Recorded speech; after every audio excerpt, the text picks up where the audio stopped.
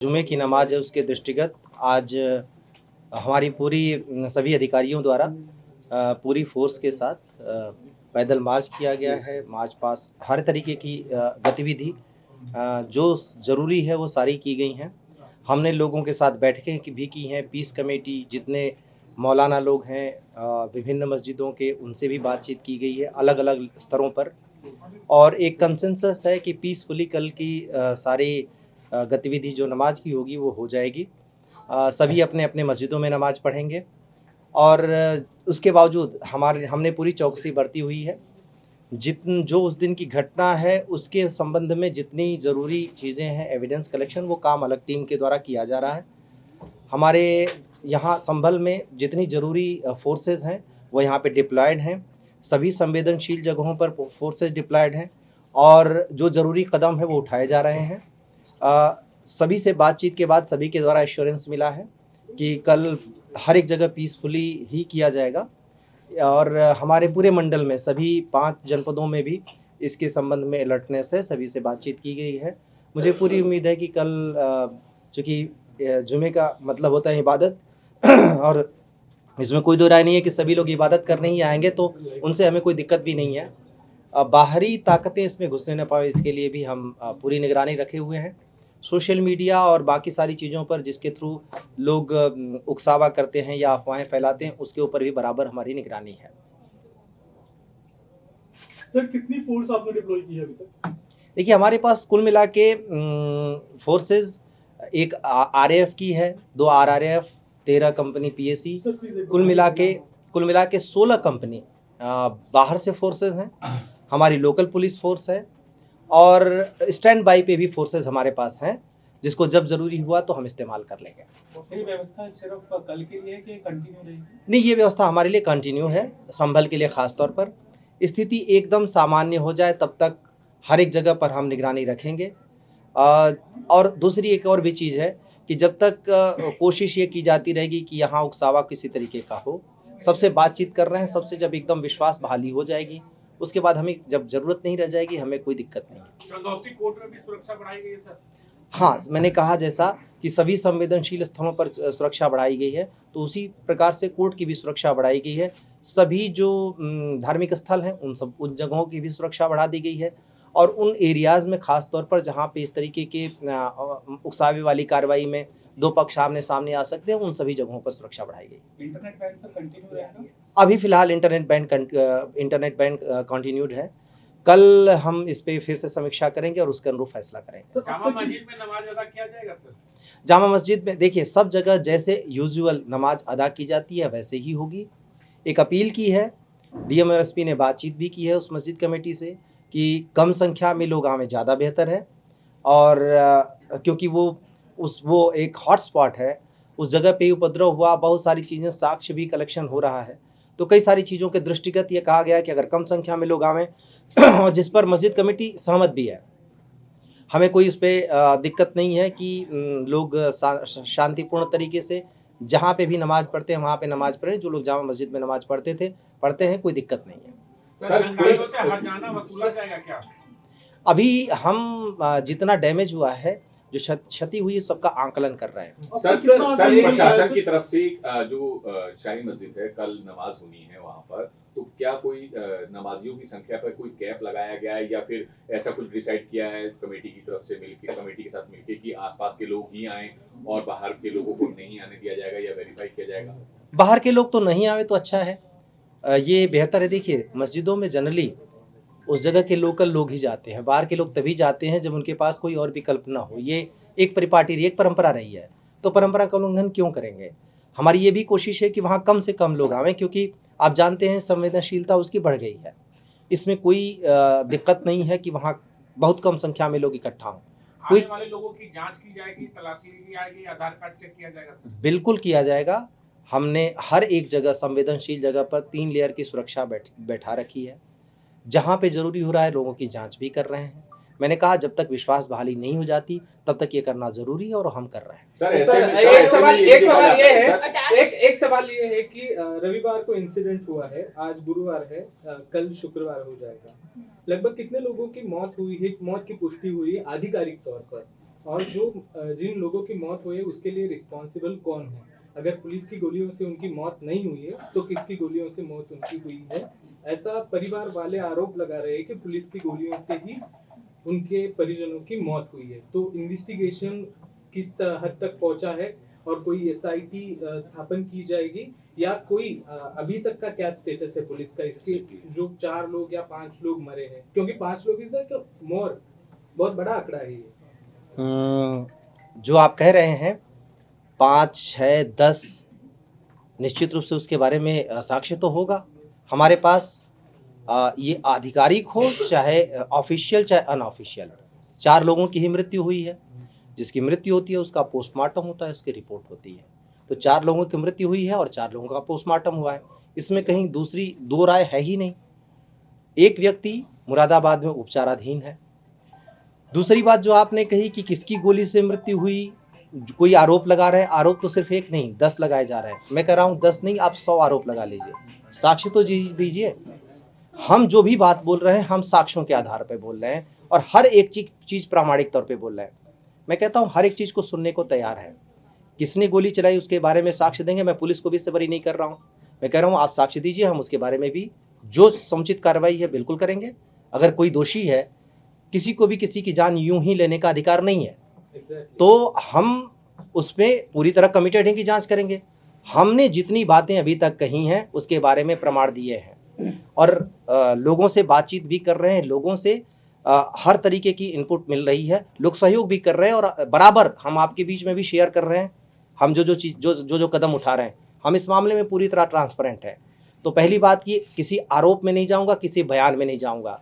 जिनके परिवार में मृत्यु हुई है वो परिवार दुखी है, उसके पास जो भी आएगा कुछ भी कहेगा उस बात को मान लेंगे। तो बयान के आधार पर कोई चीज नहीं कहेंगे, साक्ष्य के आधार पर कहेंगे। और उसमें हमने जो भी जरूरी साक्ष्य है मैं पहले दिन से सभी को शेयर कर रहा हूं, सारे कारण भी बता रहा हूं। केवल एक वीडियो का आधार बना के आप सारी बातें नहीं कर सकते। वो भी वीडियो जो आपने किसी ने भी नहीं ली है, जिसने सीसीटीवी कैमरा फोड़ दिया कि उनका कैप्चर न होने पावे। तमाम मोबाइल फोन लोगों के पास हैं, किसी ने उसको कैप्चर नहीं किया कि ये देखो जी पुलिस मार रही है। अगर कहें कि उसमें अफरा तफरी में किसी को वीडियो लेने का अवसर नहीं मिला या ऐसी कंडीशन नहीं थी कि वीडियो लिया जाए, तो मस्जिद के पीछे से तो वीडियो लेने का मौका मिल गया कि ये देखो धुआं उठ रहा है, जबकि वो धुआं गाड़ियों से उठ रहा था। मैं किसी भी बेबुनियाद चीज को इसमें शामिल नहीं करना चाहूंगा। एक तथ्यपरक चीज है, एक घटना घटी, सबको पता है वहां पे कैसे क्या हुआ उसके बारे में हम पड़ताल कर रहे हैं। जहां तक आपने कहा कि किसने गोली चलाई, ये इतनी जल्दीबाजी कर देना हो सकता है बहुत बड़ी बात है। बहुत सारे तरीके से इनपुट हमें आ रहे हैं। लोग सर संबल के सांसद जियाउर रहमान बर्क और विधायक के बेटे का नाम एफआईआर में बाय नेम एफआईआर में दर्ज है, रोल तक उनका दर्ज है।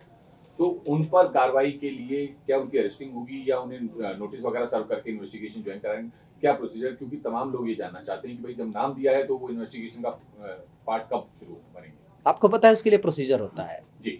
एक लोकसभा के सिटिंग एमपी है तो उनके लिए पूरा प्रोसीजर है, उस प्रोसीजर को हम अडॉप्ट कर रहे हैं। दूसरी बात ये भी है कि सिर्फ एफआईआर की बात नहीं है, फर्दर एविडेंस कलेक्शन की है। हमें हमारी प्राथमिकता अभी एविडेंस कलेक्शन की है। गिरफ्तारी हम तभी कर रहे हैं जब वो जरूरी हो जा रही है, कोई जल्दबाजी इसमें नहीं है। मैंने इसीलिए कहा कि हम साक्ष्य पर ज्यादा जोर दे रहे हैं ताकि जिन लोगों ने ये इस घटना को कारित किया है और जिन लोगों का भी रोल है, हमें ये पूरी बातें कोर्ट तक ले जानी होगी। कहीं पे भी हम कमी नहीं छोड़ेंगे कि हम पूरी इस तरीके से पैरवी करें कि उनको कड़ी से कड़ी सजा मिले ताकि आगे से कोई इस तरीके की जरूरत न करे। सर वहां पे हमने देखा कितनी बड़ी सुहेल का क्या रोल है सर अब तक सामने आया? उनका रोल बताया जा चुका है, उस एफआईआर का आधार भी बताया जा चुका है। 2 बार उन्होंने इंटरवीन किया, उनकी वीडियो भी कैप्चर की गई है। कई सारे तरीके के अन्य साक्ष्य भी आए हैं, अभी बातचीत चल रही है, अभी पूछताछ चल रही है। कुछ चीजें ऐसी हैं जो आपको अभी बता दूंगा तो इन्वेस्टिगेशन प्रभावित हो सकता है, इसलिए मैं पूरी नहीं बता रहा हूं। लेकिन जो जिन आधार पर एफआईआर हुई वो हमने बता दी। तो किसी के विरुद्ध भी कोई भी कार्रवाई केवल हम अंदाजे या आकलन या हेस्ट में नहीं कर रहे हैं, बिना साक्ष्यों के नहीं कर रहे हैं, इतना आपको श्योर सर। अब तक जितने पुलिस वाले घायल हुए थे और हमने देखा किस तरीके से संपत्तियों को नुकसान पहुंचाया गया, जो दंगाई आए थे और जिस तरीके से उन्होंने संपत्तियों को नुकसान पहुंचाया, कोई आकलन आप लोगों ने किया है कितना नुकसान पहुंचा है, कितने पुलिस वाले अभी इंजर्ड हैं और किस तरीके से पूरा ये हुआ? देखिए आकलन अंतिम चरण में है। हम सारी चीज़ों को इकट्ठा कर रहे हैं। आपको पता ही है, एक साथ बहुत सारी चीज़ें करनी पड़ रही है, तो आंकलन भी हो रहा है और वो अपने अंतिम चरण में बहुत जल्दी हम उसके भी डिक्लेयर कर देंगे, उसका भी प्रोसीजर लेंगे। सर, अभी तक पोस्टर जारी किए गए हैं पहचान करके, क्या उनके पोस्टर इस बार, जैसे हमने पहले देखा है यूपी में कि पोस्टर लगाए जाते हैं, तो क्या इस बार उनके पोस्टर शहर में चौराहों पे लगाए जाएंगे? आपको पता है इसके बारे में प्रोसीजर है, विभिन्न माननीय अदालतों के निर्देश हैं, उसके अनुपालन में ही जो भी किया जाएगा। हम कानूनी दायरे से बाहर एक भी चीज नहीं करेंगे। सर, अब तक जितने 4 लोगों की पुष्टि की गई है सर, उनमें कितने परिजनों की ओर से सर एफआईआर कराई गई है और क्या नामजद कराई गई है या अज्ञात में कराई गई है सर? 4 लोगों की मृत्यु हुई है, 4 लोगों के परिजनों के द्वारा एफआईआर दर्ज कराई गई है। हाँ, संभल में एक व्यक्ति उपचाराधीन है, उनके परिजन की तरफ से मुरादाबाद में 0 एफआईआर कराई गई है और चूंकि उपचाराधीन है तो जाहिर सी बात है अभी हत्या के प्रयास में ही किया गया है। सर, अभी तक तो नामजद अज्ञात में सभी एफआईआर अज्ञात में है। सर, अभी तक जांच में क्या कुछ निकल के सामने पाया है? अभिषेक, सर, साजिश की बात है क्या? एक सेकंड। सर, अभी तक जो इन्वेस्टिगेशन हुई है उसमें कहीं ना कहीं ये लग रहा है कि ये जो दंगा था ये पहले से प्री प्लान था, और अगर प्री प्लान था तो ये कितना बड़ा इंटेलिजेंस फेलियर है लोकल पुलिस का, और क्या पुलिस के अधिकारियों के खिलाफ भी एक्शन लेने का कोई प्लान है आपका? देखिए, जब आप प्लान दंगा है तो इसका इन्वेस्टिगेशन हुआ है। देखिए, ये भी एक थ्योरी है जो चलाई जा रही है कि इंटेलिजेंस फेल्योर, प्रशासनिक फेल्योर। मैं इस पे बहुत स्पष्ट कर दूं आपको, मैंने पहले भी बताया था कि हमें इनपुट था, उसके अनुरूप हमने व्यवस्था की थी। हमारे पास जितनी अवेलेबल फोर्सेस थी वो हमने लगा दी थी। आपने देखा, हमने ड्रोन कैमरा लगाया था। अगर इंटेलिजेंस नहीं रहा होता तो हमने ये सारी व्यवस्थाएं क्यों की होती? छतों पे पुलिस लगाई थी और बाकी सारी जगहों पर 5 कंपनी पीएससी थी और अपनी जो लोकल फोर्सेस थी वो तो थी ही थी। जब आप सवाल कर रहे हैं तो ऐसा लग रहा है कि जैसे मेले में भगदड़ हो गई कि प्रशासनिक व्यवस्था फेल हो गई, या फिर कहीं बम फट गया कि प्रशासनिक व्यवस्था फेल हो गई। लोग पत्थर लेके हमला करने आए, उसके लिए जो जरूरी माकूल जवाब था हमने दिया। फेलियर कहाँ है? अभी भी हम आगे कर रहे हैं। ऐसी स्थिति में आप क्या प्रशासन से चाहते हैं? हमने जितना डिटरेंट था उतना करने के बाद जो अनुमन्य साधन है उससे रोका, बहुत जल्दी इस पे कंट्रोल पा लिया।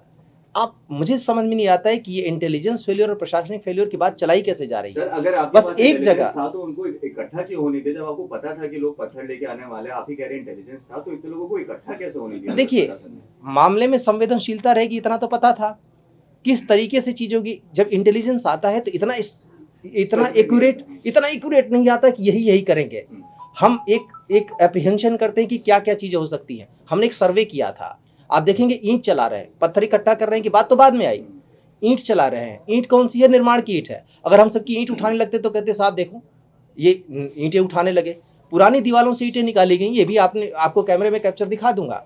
तो जो चीजें की गई हैं वो तत्काल की गई हैं। ऐसे में जब आप कह रहे हैं कि इकट्ठा क्यों होने दिया गया, आप लोगों ने उस जगह को विजिट किया है, कितनी सारी गलियां आपने देखा।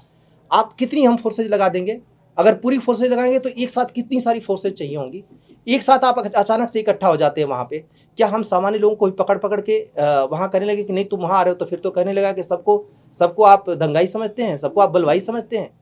और दूसरी बात है कि रोकने के लिए फोर्स का इस्तेमाल तो करना पड़ेगा। जब फोर्स का इस्तेमाल हो रहा है तब भी सवाल उठ रहे हैं कि पुलिस ने इतना फोर्स का इस्तेमाल क्यों कर दिया? ये देखिए जी, ऐसे कर रहे हैं, वैसे कर रहे हैं। जो भी हमने किया अनुमन्य तरीके से जो भी हो सकता था किया, लेकिन जो वहां आए थे उस एरिया में दुकानें बंद करा दी गई थी, बैरिकेडिंग की गई थी। तो जो वहां आया था वो कोई ऐसा नहीं था कि मेले में आया था, अपने काम से किसी आया था। उनका टारगेट बड़ा फिक्स था कि वो क्यों वहां पे मौजूद थे। जो भी थे मौजूद थे। मुझे नहीं समझ में आता कि कैसे उनके साथ सिंपैथी हो सकती है। कोई स्टूडेंट एजिटेशन नहीं था, कोई किसान आंदोलन नहीं था। यहाँ पे कुछ लोग आए थे और उसी पर्पस से आए थे। मस्जिद पे पत्थर चलाई गई, आप बताइए कहाँ से जायज है? मैं किसी को जस्टिफाई भी नहीं कर रहा हूँ, किसी को डिफेंड भी नहीं कर रहा हूँ, लेकिन जो किसी को डिफेंड कर रहा है मैं उससे ये सवाल कर रहा हूँ कि आप ये चीज कैसे कह सकते हैं? आप जब भी रहे ओपन रहिए। सर, साजिश का पता चला, जो साजिश थी तो पीछे कौन लोग थे? क्या रातों रात कोई व्हाट्सएप ग्रुप बना या किस तरीके से इस साजिश को अंजाम दिया गया? और क्या जांच में भी क्या पता चला है? किसी साजिशकर्ता तक पहुंच पाई है, उसके चेहरे को पहचान पाई है? सर ऑडियो क्लिप और भी क्या आया है, उस ऑडियो फंडिंग क्लिप हुई? में ऑडियो साफ क्लिप तौर से पर कुछ लग रहा है वायरल कि हो रहे लोग हैं, बाहर से लगातार कुछ कहीं बात से कोई कर रहे हैं, फंडिंग हथियार वंडिंग लाने हुई की हो। बात कर रहे हैं सर। देखिए कुछ यही एक फंडिंग चीज वंडिंग है हुई हो। जो ऑडियो क्लिप आया उसी से अपने आप समझ सकते हैं कि हम कितनी ग्रेजुअली उस चीज को जीरो इन कर रहे हैं कि हमने उस चीज को निकाल लिया, निकाल रहे हैं, आगे बढ़ रहे हैं। ये एक व्यक्ति केवल नहीं है, इंटरमीडिएटरी भी बहुत सारे लोग हैं। हम एक एक करके उन सारे तथ्यों तक पहुंच रहे हैं कि ये कैसे साजिश की गई। इसके साथ ही सोशल मीडिया के थ्रू ये चीजें की गई। सोशल मीडिया का निश्चित रूप से इन्वॉल्वमेंट रहा है, अन्यथा एक घटना के घटित होते ही सोशल मीडिया पे एक सुनियोजित तरीके से एक ही तरीके की थ्योरी नहीं चलने लगती।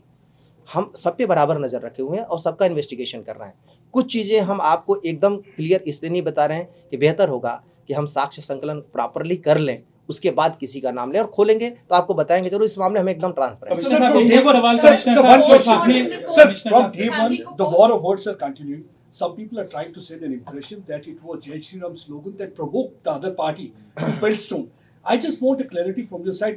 Has something like that happened or not? देखिए जो वीडियो है वो आप लोगों ने भी देखा होगा, वो जामा मस्जिद एरिया का नहीं है।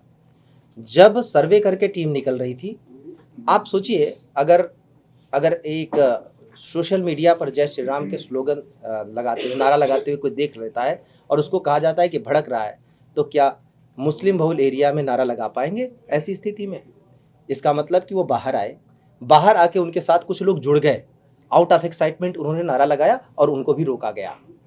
सवाल ये है कि क्या नारा लगा देने पे हम उनको पीटने लगते? इंसाइटमेंट इसको मानेंगे तो फिर मस्जिद के आगे भी तो नारे लगे, धार्मिक नारे लगे, तो क्या हम उनको पीटने लगे?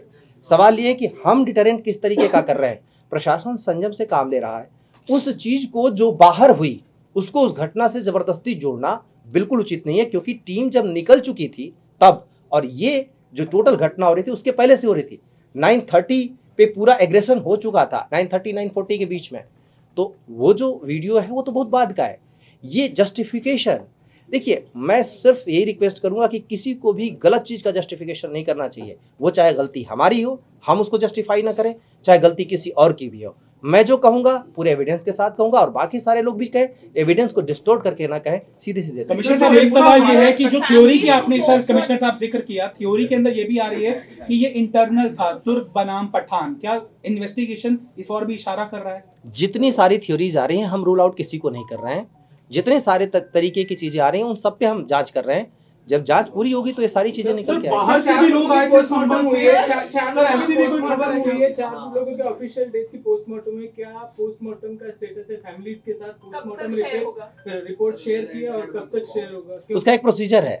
पोस्टमार्टम रिपोर्ट कोर्ट प्रॉपर्टी होती है, उसकी 3 कॉपीज बनती हैं और बाकी परिवारजनों को एक प्रोसीजर से उसको शेयर किया जाता है। वो सारी चीजें की जाएंगी, हम हाइड कुछ भी नहीं करने जा रहे हैं। सर नाबालिग बच्चे काफी सारे थे, क्या है कि चिंता का विषय? 10 साल 12 साल 14 साल के कई बच्चे, बड़ी संख्या में, कोई चिंता विषय, भविष्य भी खराब हो रहा है बच्चों का। मुरादाबाद मंडल के कमिश्नर के तौर पर सबसे बड़ी चिंता का विषय मेरे लिए यही है। जिन बच्चों को पढ़ना चाहिए, मेरे सामने एक 14 साल का बच्चा आया, मैंने उससे पहला सवाल ये किया कि क्या पढ़ते हो? 14 साल में एक आंकलन से कह रहा हूँ कि 14 साल का रहा होगा। उसने कहा नहीं। ये मेरे लिए चिंता का विषय है। इन बच्चों को जिनको पढ़ने की तरफ मोड़ना चाहिए, उन यूथ को जिनको काम की तरफ लगना चाहिए, उनका स्किल, और निश्चित रूप से इस कम्युनिटी की एक अच्छी खासियत है, स्किल में बहुत अच्छे होते हैं। हम उनको एक मौका दें तो बहुत अच्छा आगे बढ़ सकते हैं, बजाय इसके कि हम उनको उस तरफ मोड़ें। कैसे वो इन सब चीज़ों में इंगेज हो गए, इस बारे में हम पड़ताल कर रहे हैं। उन सारे बच्चों को जो इस हिंसा में शामिल थे, कहीं से न कहीं से उनको इसका पार्ट बनाया गया था। हमारी कोई मंशा नहीं है कि नहीं सीधे उनको उठा के जेल में ठूंस दो। हम प्रयास ये भी कर रहे हैं कि इन सारे बच्चों को जो पढ़ने की उम्र के हैं उनको काउंसलिंग करके पढ़ने की तरफ लगाया जाए। वो जिनको काम की तरफ लगाया जा सकता था, जैसी मेरी सारे लोगों से बातचीत हुई है, हम मूल अभियुक्तों को खोज रहे हैं, हम हाथों को नहीं खोज रहे हैं। और हाथों पे बहुत ज़्यादा नज़र नहीं है हमारी। हमें पता है कि ऐसे में पब्लिक को कई बार बरगलाकर, उकसाकर हिस्सा बना दिया जाता है और जो नुकसान होता है वो सामने वाले का होता है। इस पे हम सारा काम कर रहे हैं।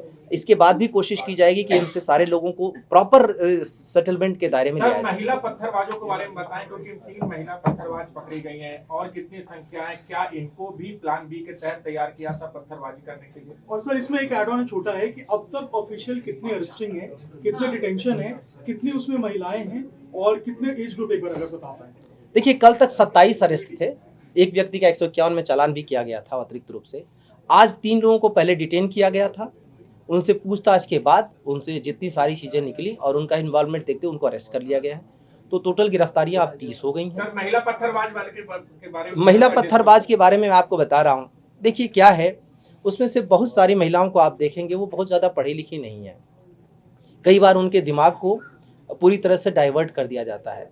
कई बार आप देखेंगे, अनुभव रहा है, हमारे साथ के पुलिस अधिकारियों का अनुभव रहा है, जब ये एक जगह मैं खुद ही था, जब एक महिला पत्थर उठा के आई, कई बार कहते हैं कि देखिए इतने एज की महिला है, वो थोड़ी ज़्यादा एज की थी।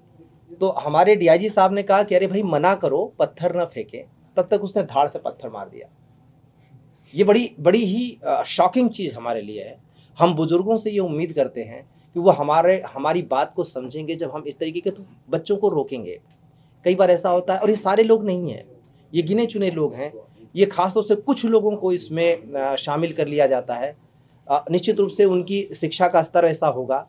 मुझे लगता है कि हाँ, हमें इस पे भी काम करने की ज़रूरत है कम्युनिटी के साथ मिलकर, कि जो माइंड वॉश कर दिया जा रहा है इसको हम रोक सकें, और इस पे काम करेंगे।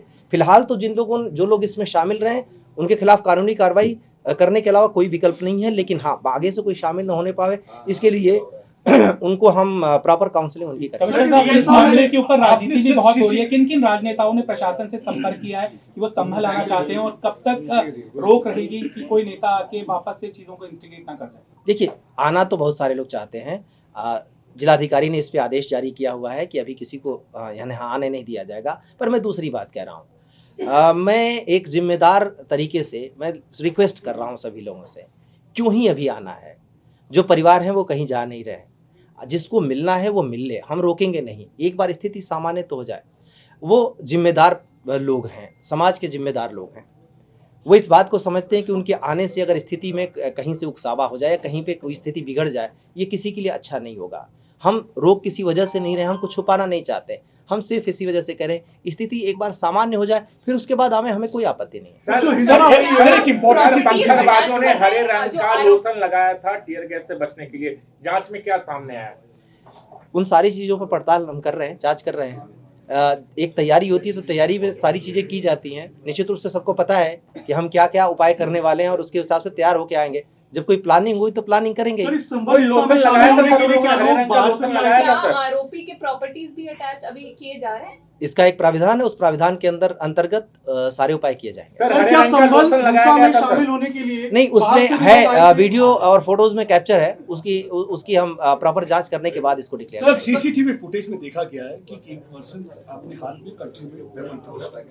उसके बाद ये भी देखा गया कि फायरिंग में पुलिस वाले को इंजर्ड हुए। उसके बावजूद एक स्टेटमेंट आता है सदरुद्दीन ओवैसी का कि पुलिस वाले खून नहीं बरसा रहे। So what will be your response to such statement coming from politicians who are just trying to villainize police? देखिए, वहां पर जो वीडियोग्राफी है उसको आप बहुत क्लियर देख सकते हैं। पत्थर कहां से आ रहे हैं, कहां से जा रहे हैं। ये कहना कि पुलिस वाले फूल नहीं बरसा रहे थे, अब इसका जवाब अगर मैं ये दूं कि कोई हमारे ऊपर पत्थर बरसाएगा तो हम उसके ऊपर फूल तो नहीं बरसाएंगे। जाहिर सी बात है, एक उम्मीद की जाती है कि हमें भी अधिकार दिए गए हैं, कानून के दायरे में रहकर जो भी करने का अधिकार है वो हमारा है। लेकिन अधिकार को मैं कर्तव्य से ज्यादा जोड़ता हूं। हमारी ड्यूटी है कि हम शांति बहाली करें, उसी से वो अधिकार बंधा हुआ है। हमने पूरा प्रयास किया उस पहले समझाया ही, लोगों को समझाकर वहां से हटाने का प्रयास किया। ऐसा नहीं कि एकाएक हमने लाठीचार्ज कर दी। जो कहा जा रहा है, अगर कोई दावा कर रहा है तो इसके बारे में वो वीडियो जरूर देगा। हमने तो सारे वीडियो दिए, लोगों को जारी भी किए जो हमने किया है। लेकिन अगर कोई ये कहता है कि नहीं पुलिस ने अचानक से कर दिया, अच्छा, पुलिस को उकसाने की क्या जरूरत है? सबको अपनी नौकरी प्यारी है, सब चाहेंगे कि भाई उस जगह पे ड्यूटी लगी है, वहां से हम आराम से चलें, घर पे जाके बैठेंगे। आज की डेट में दिन रात सबसे ज्यादा ड्यूटी कौन कर रहा है? हमारा पुलिस वाला कर रहा है। कोई चाहता है कि नहीं एक इस जगह पे हम पड़े रहें? जो बातें की जा रही हैं बिना तर्क के की जा रही हैं, उनका मैं कोई जवाब नहीं दूंगा। पॉलिटिकल बयानों पर मुझे कुछ नहीं कहना है, लेकिन हाँ, जो भी कहे सबसे रिक्वेस्ट कर रहा हूं, आप एक साक्ष्य के साथ कोई चीज बात कहेंगे तो समझ में आएगी। मैंने तो कहा मैं ओपन हूं हर चीज के लिए। अगर कोई कहता है कि ये देखो साक्ष्य में पुलिस वाले करते हुए दिख रहे हैं, मैं उसके लिए तैयार हूं। हाँ, उनकी भी जांच की जाएगी, उनके विरुद्ध भी कार्रवाई की जाएगी। सर, क्या संबल हिंसा में शामिल होने के लिए बाहर से भी लोग आए थे? संबल के बाहर से आए लोगों का निश्चित रूप से इसमें हाथ हो सकता है, उसके लिए हम पूरी पड़ताल कर रहे हैं, और जैसे जैसे हमारी पड़ताल आगे बढ़ेगी हम आपके साथ शेयर करेंगे। एबीपी गंगा, खबर आपकी, जुबान आपकी।